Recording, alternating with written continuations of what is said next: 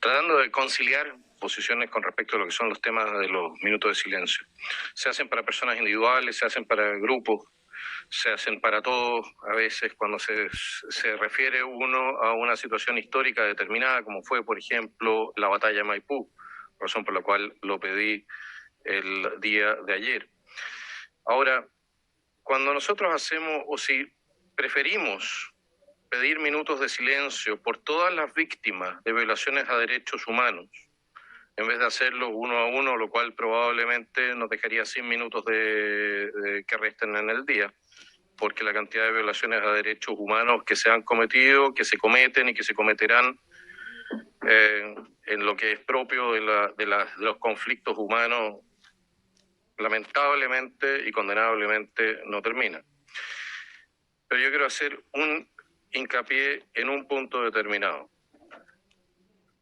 Desde un sector político se recuerda siempre a las víctimas de ese sector político. Nuestro sector político recuerda a las víctimas de nuestro sector político. Recordamos a la viuda Maciel, violada por más de 30 hombres durante horas y horas y horas, hombres del comandante Pepe, el año 1972, que cometió posteriormente suicidio. Recordamos a parlamentarios de esta Cámara que fueron torturados por la Policía de Investigaciones después en la investigación de lo que fue el asesinato del general Schneider. Recordamos mucha gente que sufrió también violaciones de derechos humanos durante el gobierno de Allende. Si un día nosotros somos capaces de ponernos de acuerdo y decir, ¿saben qué más?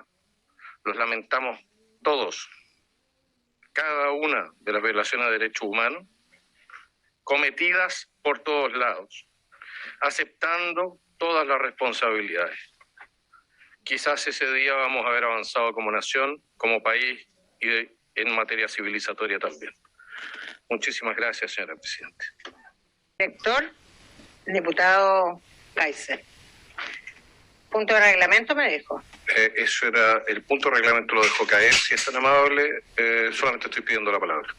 Las palabras acordamos que van a ser al final de la exposición. ¿La exposición ya terminó? No, de ambas, son dos. Yo lo consulté y hubo acuerdo. Porque de repente nos vamos a meter en otra exposición y quizás vamos a perder el hilo de esta. Bueno, si hay de acuerdo, no hay problema. De acuerdo. Diputado Kaiser, ¿preguntas? Son preguntas que van asociadas con el tema que acabo. De acuerdo. Vamos a hacer la ronda de consultas y de allí, Rodrigo, vamos a darle la palabra a quien ustedes definan, ¿ya? Por favor, gracias. Un comentario y a eso le voy a sumar entonces preguntas. Lo siguiente, Amnistía Internacional se nos presenta aquí como una organización que es independiente, observadora de derechos humanos. Y eso a mí me parece que es un objetivo loable. Ahora, si se alcanza o no se alcanza es otro cuento. Sabemos de que Amnistía Internacional en la sección de Estados Unidos es dirigida por una antigua empleada de Hillary Clinton, trabajó para las administraciones de Bill Clinton y Barack Obama, Susana Nossel. Sabemos que recibe dinero de la Open Society, de Institute, de George Soros, además del Departamento de Desarrollo Internacional de Gran Bretaña y la Unión Europea. Eso no es de ninguna manera criticable, pero hay intereses políticos que están detrás de una serie de iniciativas a nivel global que se reflejan en este informe, porque que yo sepa hasta este momento el derecho al aborto no ha sido establecido dentro de lo que es el catálogo de derechos humanos de las Naciones Unidas. Ese es un punto. No veo por qué se menciona en el marco de esto. No existe el derecho humano al aborto jurídicamente hablando. No existe el derecho humano a la inmigración a un país. Sí existe el derecho humano a la emigración de un país. Es decir, uno puede abandonar su casa sin ningún problema, pero no puede entrar sin el permiso del dueño a otra casa. Respecto de lo que es el tema de las víctimas, sí, tenemos sin duda gente que ha sido víctima de alguna situación en la cual agentes del Estado se les ha pasado la mano. Pero así como se refirió a víctimas de particulares, en materia, por ejemplo, de derechos LGTB, que tampoco están incluidos todavía en la Declaración Internacional de Derechos Humanos, no se refirió a las víctimas del narcoterrorismo en el sur.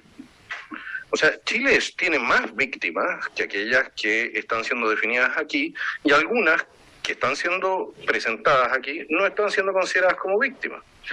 Respecto del uso general de la fuerza, en la página 147 acusan el caso del malabarista callejero que falleció lamentablemente en Panguipulli. Bueno, ese caso fue cerrado con sobreseimiento por la justicia. Los adjetivos que se utilizan al describir dicho caso no corresponden a lo que nosotros pensábamos que era un informe objetivo. Crea con esto una realidad que justifica la crítica al sistema de justicia chileno y a la policía chilena. Eso tiene un objetivo político, no solamente de informarnos a nosotros para que tomemos decisiones. Ahora, me pueden decir que esto es una pérdida de tiempo para la comisión, lo que les estoy diciendo, pero aquí hay cosas que son importantes, porque en el caso, por ejemplo, de Panguipulli, estamos hablando del derecho a la presunción de inocencia de un funcionario de Carabineros, que es un derecho humano y que está siendo violado por este informe. El debido proceso, el derecho al juez natural, el derecho a la defensa.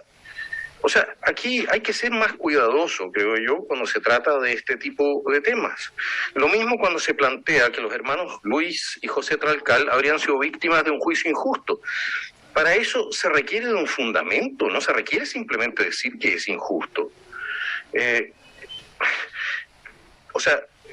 Estas presiones debilitan al sistema de justicia chileno, porque lo ponen en duda desde una organización que tiene, con buena razón, una buena reputación en esta materia, en materia de protección de derechos humanos a lo largo de la historia.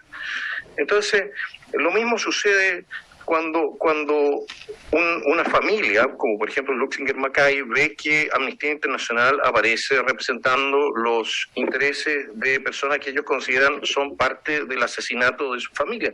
No es el ideal, digámoslo así. Respecto del derecho de los pueblos indígenas, habla de ataques a los pueblos indígenas, presenta un par de casos que no han sido establecidos por tribunales chilenos, están denuncias, pero una denuncia es una denuncia. Primero tiene que establecerse la culpabilidad de alguien, y en Chile tenemos un sistema judicial que, con todos los defectos que tiene, es independiente del Ejecutivo. Echarle en cara al Ejecutivo de Sebastián Piñera, con todo lo opositor que yo he sido a él, el funcionamiento del sistema judicial tampoco es señal de objetividad. Entonces, yo me voy preguntando, de la mano de todo esto, si esto es un informe o si es una declaración política. Y una declaración política, todo el mundo tiene derecho a hacer una declaración política, por el amor de Dios, libertad de expresión. Pero una declaración política no se puede o no debiese disfrazarse de un informe objetivo sobre la situación de derechos humanos en este país. Tenemos nosotros, creo yo, un derecho a mejor información. Lo mismo pasa, por ejemplo, cuando hablan de las 500 personas que fueron expulsadas sin el debido proceso. ¿Por qué? ¿Cómo? ¿Qué falló en ese debido proceso? Necesitamos esa información, porque de otra manera tenemos las cosas en el aire y ¿cómo lo corregimos desde esta comisión? Entonces, ¿cuáles son los casos en los cuales no hubo debido proceso? ¿Cuántos casos, quién, cómo, dónde falló en el sistema? Si esta denuncia ha de tener algún asidero más allá de lo que es una declaración política. El Instituto Nacional de Derechos Humanos informa también que la policía habría engañado a diversas personas de nacionalidad venezolana para conseguir que se firmaran las órdenes de expulsión diciéndoles que eran los documentos de inscripción de registro. El señor Mico pidió disculpas por esta información. No puede ser recogido en el informe. Entonces, me disculparán, pero no es el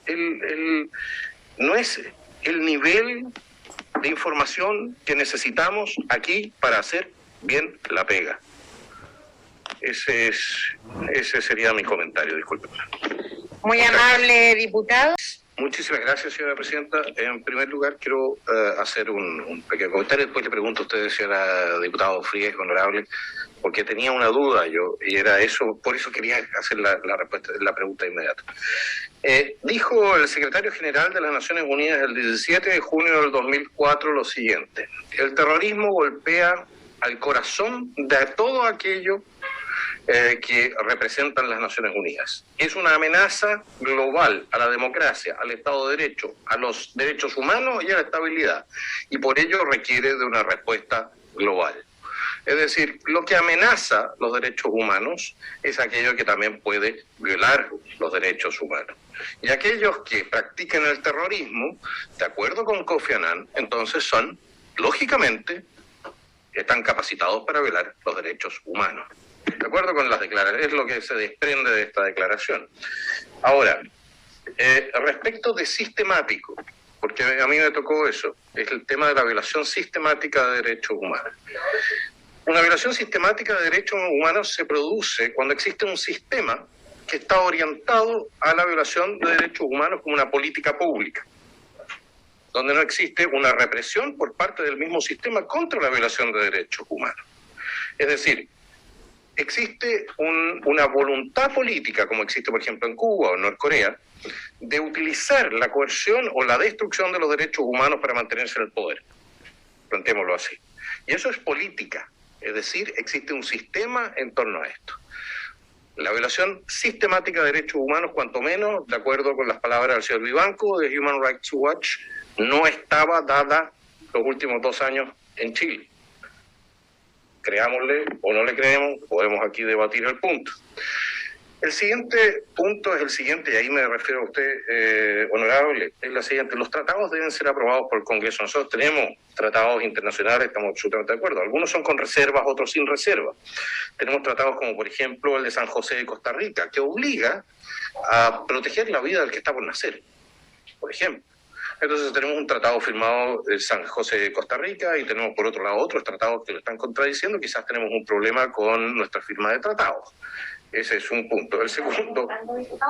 Sí, permítame concretar el tema. Los informes que se den en algún contexto que no sean, ¿cómo se dice?, ratificados por el Estado, o sea, por el Congreso de Chile, como tratado, no tienen peso legal en Chile. Son opiniones, los informes internacionales. Y si usted estaría de acuerdo conmigo que nosotros tenemos que aclarar también cuál es el marco legal internacional en el cual nosotros nos estamos moviendo. ¿Qué es lo que está valiendo? ¿Qué es lo que no está valiendo? Porque no basta con que algo esté en el extranjero o esté en una organización internacional para que sea válido en Chile. Esa era mi consulta.